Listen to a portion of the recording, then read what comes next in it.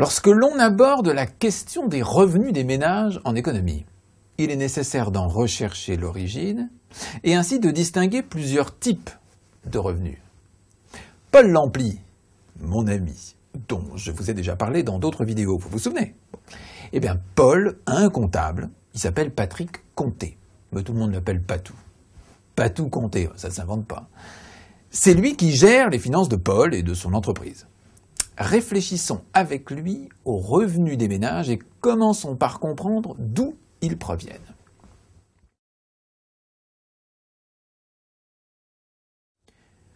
Quelles sont les origines des revenus des ménages? Lorsque Patrick Conté fait les comptes de l'entreprise à la fin du mois, il va évidemment rémunérer le travail des salariés, se rémunérer lui-même et rémunérer Paul. Cela n'est possible que si l'entreprise produit des richesses, de la valeur ajoutée.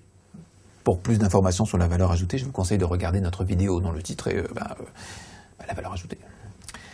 Donc, pour que des revenus soient distribués dans l'économie, il faut générer de la valeur ajoutée et la partager.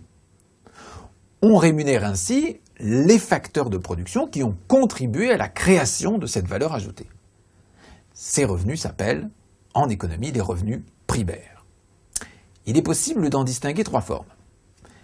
Les revenus du travail salarié, les plus importants, à peu près 70% de l'ensemble des revenus primaires distribués dans l'économie sont des revenus du travail salarié.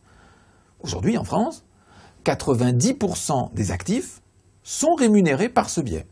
C'est ce que Patrick va distribuer aux salariés de Paul et à lui-même.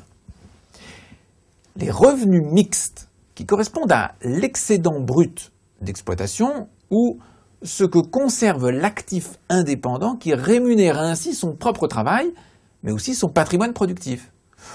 Ils représentent environ 20% de l'ensemble des revenus primaires. Environ 10% des actifs français sont indépendants. Les chefs d'entreprise, les artisans, les agriculteurs par exemple. Pour Patrick, ces revenus mixtes vont être utilisés à rémunérer Paul pour son travail, mais aussi pour les investissements qu'il a réalisés pour produire. Enfin, troisième et dernière forme de revenus primaires, ce sont les revenus du patrimoine. En effet, le patrimoine d'un ménage peut générer des revenus.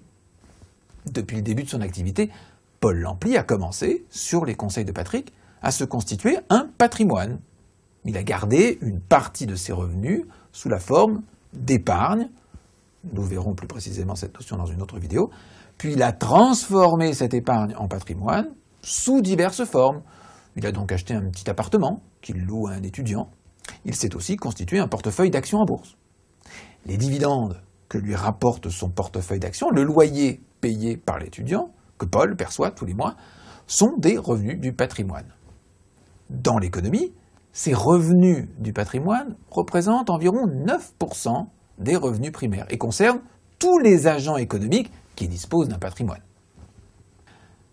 Nous venons de voir en quoi consistent les revenus primaires des ménages qui ont pour origine le partage de la valeur ajoutée.